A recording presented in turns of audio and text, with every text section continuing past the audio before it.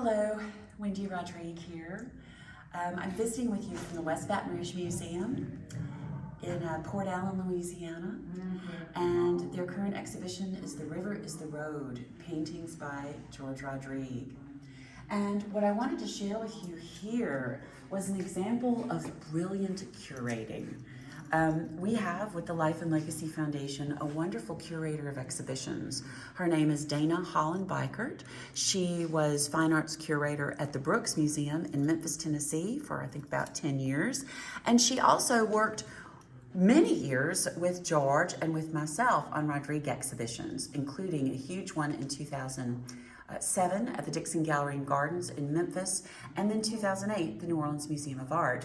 And since that time, she and I have done dozens of exhibitions together. One of the reasons you need a great curator, one of the reasons I need a great curator, is because it gives me a fresh eye and a fresh perspective.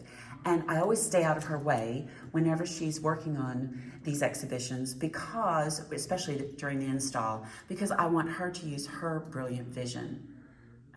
She helps me see the work anew. And this is a perfect example of this. Just before, actually while we were packing the paintings, I was packing the paintings in Santa Fe, New Mexico, she contacted me and she goes, "Wendy, have you finished packing?" And I said, "No, but I'm close." She said, "That little painting of the cypress trees, go grab that. I need that for the show."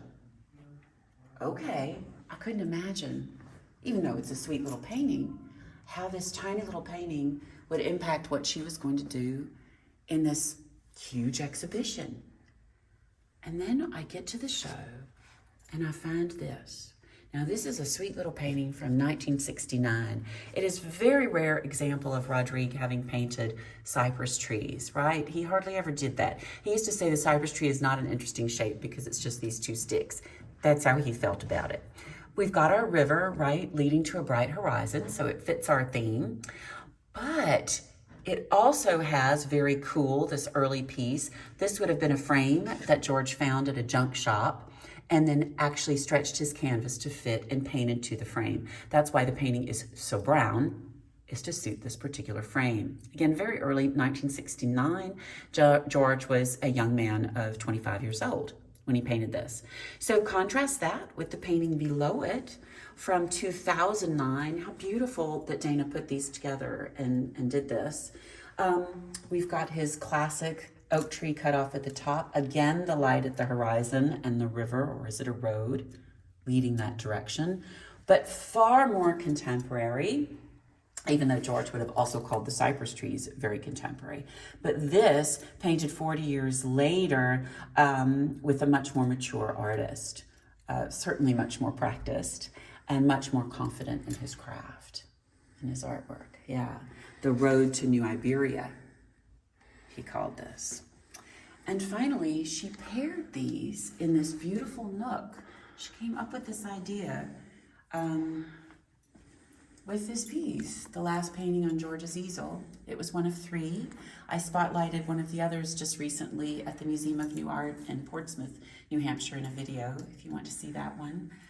But this was his last painting on his easel in New Orleans, in the little studio that we made for him just off of our bedroom on the 3rd floor when he became too sick from his cancer to travel up and down the stairs anymore.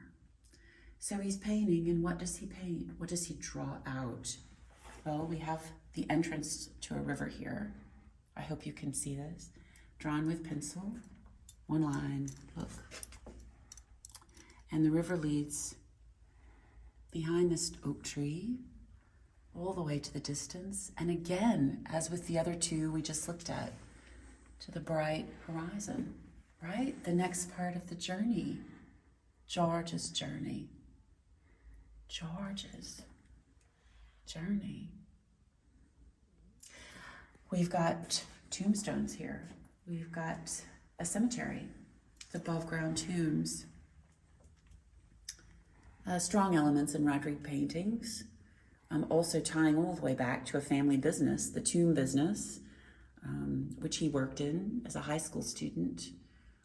But other ideas here as well, right? Remember, well, exactly 10 years ago, George died December 14th, 2013.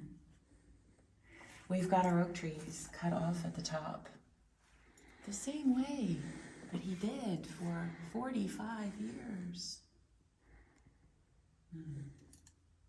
And a very weak George, who by this time sometimes could only paint for 15, 20 minutes in a day when he was sick, if at all. What does he find most important to be sure to paint? That road, that river, and most important, the light.